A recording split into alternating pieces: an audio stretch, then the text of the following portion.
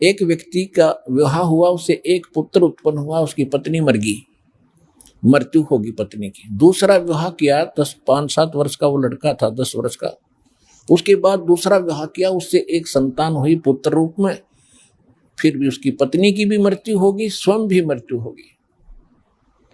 अब बड़े लड़के का विवाह कर चुका था, वो बड़े लड़के का विवाह हो गया था, छोटा लड़का 10-12 वर्ष का था।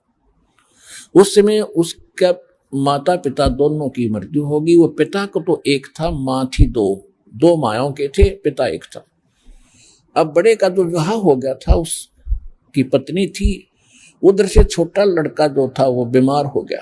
रोगी हो जाने से उपचार शुरू हुआ, महंगी महंगी दवाइयां लगी, लेकिन प्रयोग की जा रही थी, आराम कम हुआ।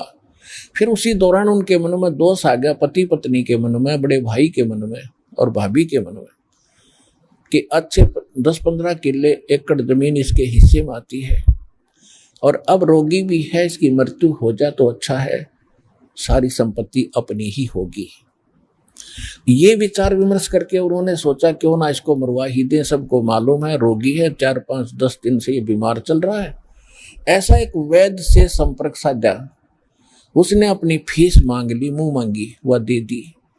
उसने उसको विष दे दिया, किसको? छोटे भाई को, और वो मर गया।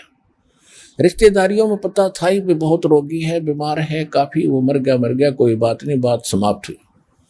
अब 1 वर्ष के बाद उनके एक पुत्र उत्पन्न हो गया, और पुत्र को बड़ी अच्छी तरह लाड से पाला पोसा, बहुत अच्छा खिलाया पिलाया, दूध भैंस रखे, गाय रखे, और बहुत ही चंद दिनों में वो 10-12 12 वर्ष की आयु में विवाह कर देते थे।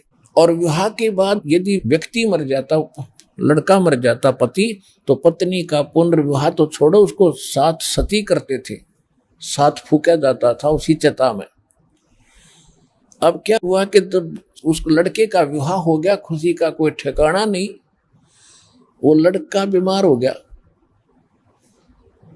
इतना बीमार, इतना रोगी हो गया कि उसके उपचार के लिए उन्होंने आधी जमीन भी बेच दी, और 1-1.5 वर्ष 2 वर्ष ऐसे चारपाई पे पड़ा रहा। एक दिन उसका पिता बैठा था, लड़के ने कहा कि भाई साहब, अब मेरी लकड़ियों का और मेरे कफन का प्रबंध कर ले, अब मैं जा रहा हूं। उसके पिता ने कहा बेटा, मैं तेरा बाप हूं,